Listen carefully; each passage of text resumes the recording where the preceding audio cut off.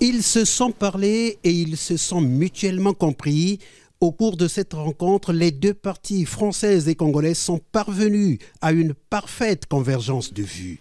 Le séminaire gouvernemental que nous avons tenu a réaffirmé l'engagement du Congo à poursuivre les négociations avec le FMI et que la délégation du FMI qui a travaillé avec le Congo en juillet au travers d'une mission virtuelle a appuyé, reconnu et soutenu les efforts engagés par notre gouvernement dans le cadre des réformes économiques et financières.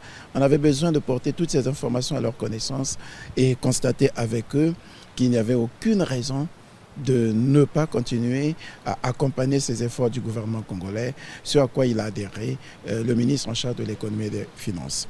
En juillet 2019, suite à l'approbation du programme du gouvernement par le Conseil d'administration du Fonds monétaire international, la France avait accordé au gouvernement congolais un prêt de soutien budgétaire d'une valeur de 135 millions d'euros, décaissable en 3 tranches. Une première tranche avait déjà été décaissée, les 2 autres vont suivre. Ça a été clairement réaffirmé au cours de ces entretiens.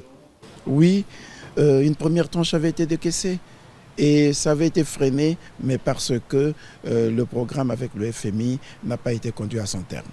Et l'engagement que nous avons pris de poursuivre ce programme de négociation avec le FMI, accompagné de tous les efforts que nous sommes en train de déployer en termes de réforme, l'a amené à marquer son accord sur la nécessité d'accompagner le Congo dans le comblement du déficit budgétaire. Le chef du gouvernement est sorti de Bercy, le siège du ministère français de Finances, avec la conviction d'avoir rencontré une oreille attentive. Nous avons bénéficié aussi de son soutien dans les négociations que nous sommes en train de mener face aux partenaires privés dans le cadre de la dette. Vous savez que s'agissant de la dette du Congo, nous en avons une à l'égard de la Chine, mais une autre à l'égard d'autres partenaires privés.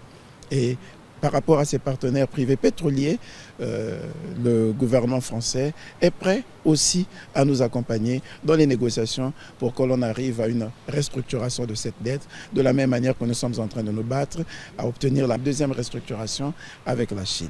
D'autres entretiens au menu sont attendus ce mercredi avec d'autres personnalités françaises.